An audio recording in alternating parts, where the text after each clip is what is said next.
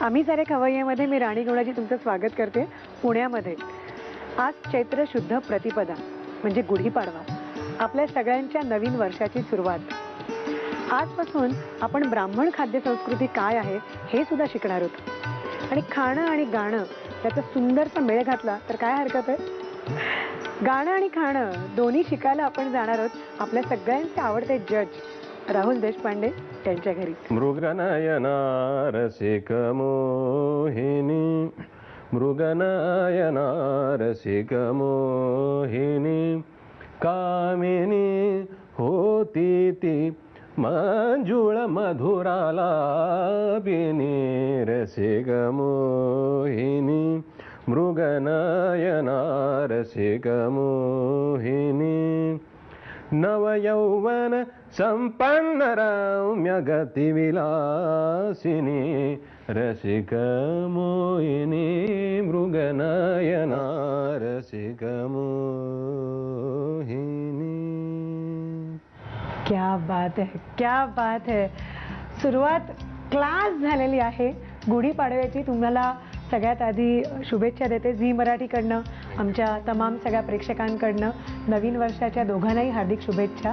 आणि या सौ नेहा राहुल देशपांडे. नमस्कार. आणि राहुल तर तुमच्या सगळ्यांचा लाडका आहेच. कार्यक्रमामध्ये स्वागत. आणि आज आता आम्ही घरी धडकलोय राहुलच्या. आणि मला सांग राहुल, गाण्यापासूनच सुरू करूया. कधी शिकायला लागलास गाणं? मी 6 वर्षाचा होतो तेव्हा माझ्या वडिलांनी मला पिंपळखरे बुवांकडे टाकलं. कारण माझ्या आजोबांनी सांगितलं होतं की सुरुवातीचं ह्याचं शिक्षण पिंपळखरे बुवांकडेच होऊ दे, त्याच्यानंतर मी शिकवलं. पण ते अनफॉर्च्युनेटली होऊ शकलं. बॅड लक. पण आजोबांसारखंच खणखणीत गाणं आहे? नाही नाही नाही आहे, प्रश्नच नाही. कुठे भेटलात दोघं? आमचं अरेंज मॅरेज झाला, बिलीव्ह इट ऑर नॉट. असं वाटत नाही तुमच्याकडे बघून अजिबात? अजिबात वाटत नाही, मलाही नाही वाटत. त्याच्यामुळे अगदी आमच्याकडे म्हणजे दाखवण्याचा प्रोग्राम झाला, हे आमच्याकडे आले होते, हे आमच्याकडे आले होते.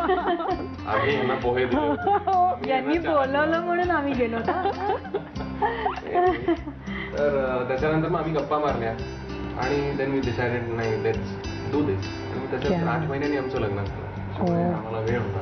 आणि ही स्वतः इलेक्ट्रिकल इंजिनियर आहे, पण माझ्यासाठी म्हणून त्यांनी तिचं करिअर सॅक्रिफाईस केलं आणि माझी काळजी घेते, माझ्या आईवडिलांची काळजी घेते. Great thing. आणि तिला गाण्याची खूप आवड आहे, अतिशय बारकाईने गाणं ऐकते. गाण्याचा आवाज पण तिचा एक खूप छान गोड लहान मुलीसारखा आहे आणि गात असते ती. आणि तुला असं कधी वाटलं होतं का ग की आपलं लग्न असं अशा घरामध्ये होईल जिथे सूर हेच सर्वस्व आहे, अशा घरात जाशील असं कधी वाटलं? कधीच नाही, कधीच नाही. मी म्हणजे इलेक्ट्रिकल इंजिनियर असल्यामुळे मला असं वाटलं होतं की कुठला तरी IT असेल, कोणीतरी अमेरिकेचा कारण जनरल होईल. This came to be like a big surprise for me. पण तू राहुलच्या तिला IT ठेवतो. हे अस्सल पुणेकरी होतं, मस्त होतं. पण मला आणखीन एक म्हणजे आम्ही मगाचपासून खूप छान गप्पा मारतोच आहोत, तर तिने असं सांगितलंय मला राहुल की तू अप्रतिम कुकिंग करतोस. मी खूप लहरी आहे, मला लहर आली की मी पेंटिंग करतो, कुकिंग करतो. लहानपणी माझ्या तंबोऱ्याला खोळी नव्हत्या, तर मी खोळी शिवल्या. त्याच्यामुळे मध्ये मी कुकिंग करायला लागलो होतो तेव्हा केक करून बघितला, चायनीज केलं, अमुक केलं तमुक केलं.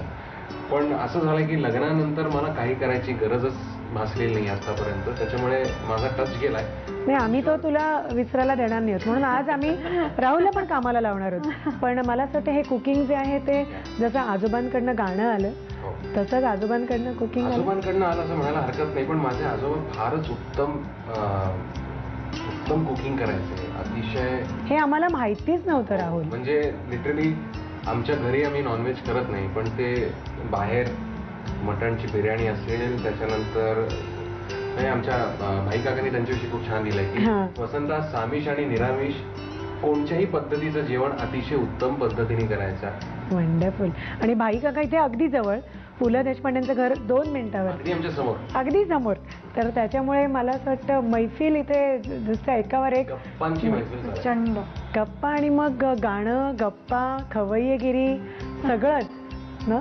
खूप तुम्ही म्हणजे तुझ्याही लहानपणच्या अशा भरपूर आठवणी असतील ना राहुल? ऍक्च्युली मी खूप लहान असताना माझे आजोबा गेले, त्याच्यामुळे 3.5 वर्षाचे असताना ते गेले. आणि त्याच्यानंतर मात्र भाई काका आमच्या घरी यायचे. पण आम्हाला असे ते बाहेरच्या लोकांना कसे पु ल देशपांडे असायचे, म्हणजे माझे मित्र किंवा असे, अरे जरा आम्हाला पुलंची सही हवी आहे, म्हणून त्यांच्याकडे जायचो, भाई काका मला तुमची सही हवी आहे माझ्या मित्राला, सही करून द्यायचे. असं इतकं ते इन्फॉर्मल आमचं नातं होतं. आणि माझ्या आजोबांची आणि त्यांची भावासारखी मैत्री होती.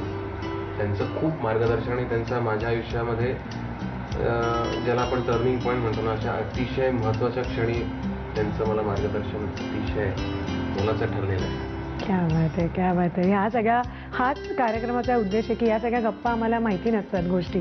पण आणखीन एक महत्त्वाची गोष्ट की आता आपण नैवेद्य करणार आहोत, जे आपल्या नैवेद्याला ताट लागणार आहे, त्यातल्या काही गोष्टी आज तुझ्या स्वयंपाकघरात घुसून आम्ही शिकणार आहोत. त्या तुझ्या सुगरण बायकोकडनं, तुझ्याकडनं खूप सारे. म्हणजे आज तू अगदीच बटाट्याची भाजी बनवणार आहे राहुल, आणि ती बाकीचे पदार्थ बनवणार आहे. तर फक्त बटाट्याची भाजी तू एक्सपर्ट कुक आहे, ते कळलंय आम्हाला. तर तेही सगळं शिकायला आवडेल.